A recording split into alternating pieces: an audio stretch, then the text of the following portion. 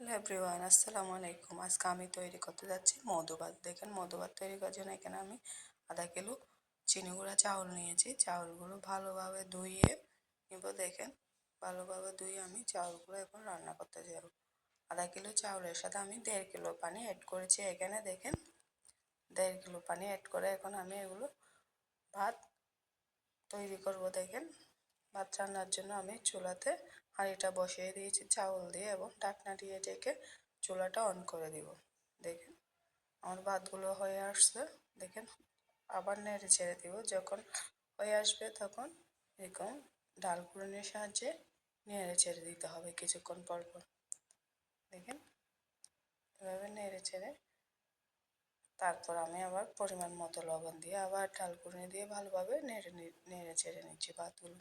আমি ভাতগুলো কিন্তু গরম অবস্থায় নেড়ে চেড়ে নিচ্ছি। এখন আমি এখানে অ্যাড করব চিনি। চিনি আমি এখানে 1 কাপ ইউজ করেছি।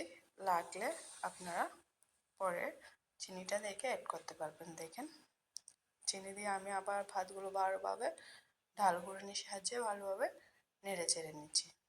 1 কাপ চিনি, এগুলো কিন্তু আমি একসাথে দিইনি, অল্প অল্প অ্যাড করতেছি। দেখেন, ভাতের মধ্যে অল্প অল্প দিয়ে ডাল ঘুরানির সাহায্যে ভাতগুলো ভালোভাবে ব্লেন্ড করে নিচ্ছি। দেখেন, এভাবে ঘুরিয়ে ঘুরিয়ে আবার অল্প চিনি দিচ্ছি, আবার কুড়াচ্ছি। দেখেন, এভাবে ঘুরিয়ে ঘুরিয়ে আমি ভাতগুলো পায়েস আকারে তৈরি করতেছি। দেখেন, এবার এদিকে আমি নিয়ে নিচ্ছি মোস্ট ইম্পর্ট্যান্ট, যেটা মধুভাতের জন্য জরুরি, চাউল।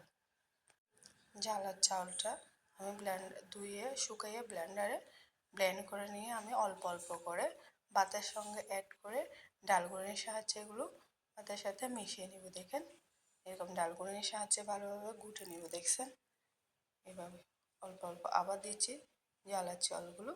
এগুলো হলো মোস্ট ইম্পর্টেন্ট, এগুলো না দিলে মধুভাত রেডি হবে না। দেখেন, এভাবে আমি অল্প অল্প করে অ্যাড করতেছি। এভাবে অ্যাড করে আবার গুটে নিচ্ছি এগুলো। দেখেন, ভালোভাবে গুটে নিচ্ছি। দেখেন, খুব সুন্দর করে আমার মধুভাতটা রেডি হয়ে গেছে। দেখেন, দেখছেন, মধুভাতটা সুন্দর করে রেডি হয়ে গেছে।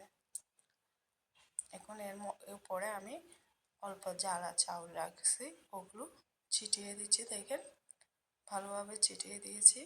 ছিটিয়ে দিয়ে ঢাকনা দিয়ে ঢেকে দেব। দেখেন, আমি ঢাকনা দিয়ে ঢেকে দিচ্ছি।